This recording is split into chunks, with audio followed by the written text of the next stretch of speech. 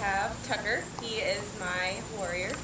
Tucker was diagnosed at 2.5 after just kind of being lethargic. His grandparents were noticing that he wasn't acting right. He wasn't wanting to play outside. His sitter kind of had said something. We chalked it up to growing pains. They kind of said something about him being a little pale. Little white boys look like little white boys sometimes, so you really can't tell that they're pale unless you stand them next to other kids that don't look as pale. Either way. So after we noticed that, he actually got hit in the head at daycare with something on his forehead. It was like a toy tractor or something.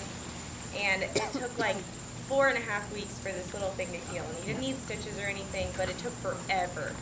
So after that, I finally decided, okay, maybe I should start watching this. We'll see. And then came the bruising on his arms and his legs and his spine and his cheeks and his abdomen and everywhere.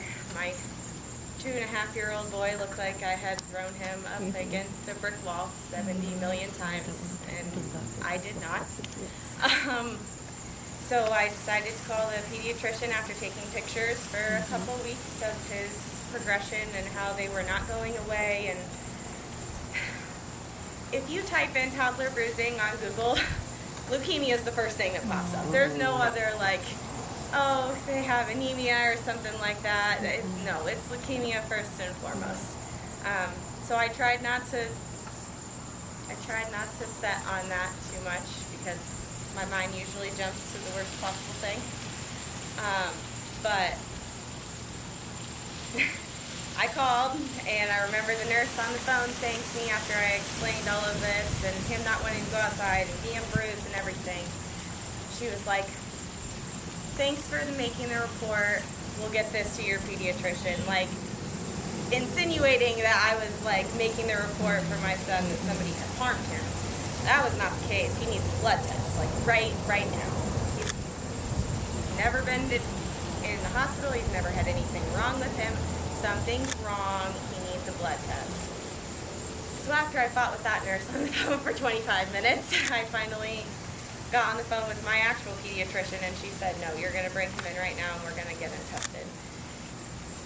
And I did that, and before that, I had just had a baby. I was 4 months postpartum, and I had just went back to work. So I had dropped my other son off at my mom's and took my other son into the pediatrician, and they drew his blood work, and his hemoglobin was at 4.5, so no wonder he was pale. And after them telling me that, they wanted a chest x-ray to rule out a mass. Thank God, no mass after the x-ray. But after that bone marrow, he was 93% filled with leukemia. Oh my goodness. So in the matter of 3 days, we did the bone marrow. We got his buddy put in, that he calls it. Did all the tests, and then they looked at me and Ian, his dad, and they were like,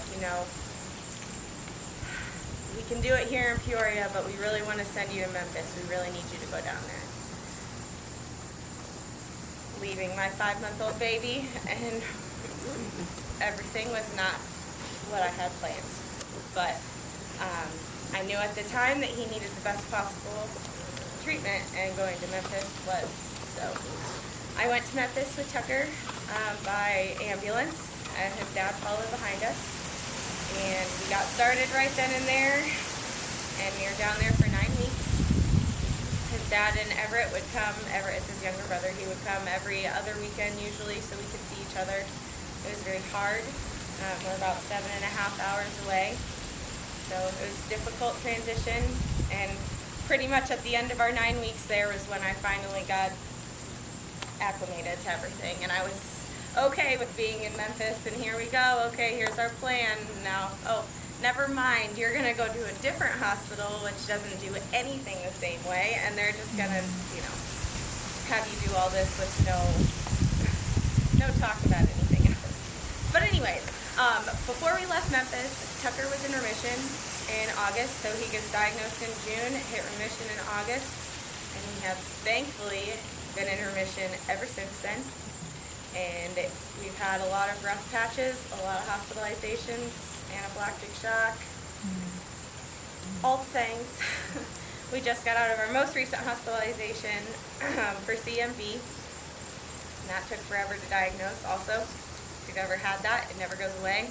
Cancer kids can get it really easily, and he will always have it.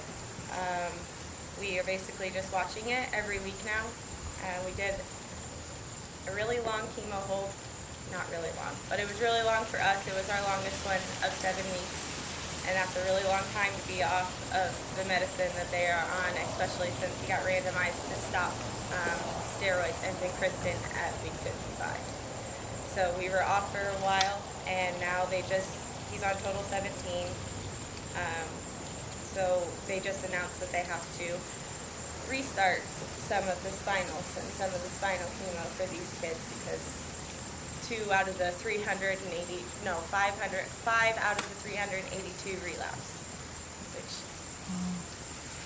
it sucks. And it's scary to think about, and I feel for every single one of you who's about to go through it. So I really hope to God I don't.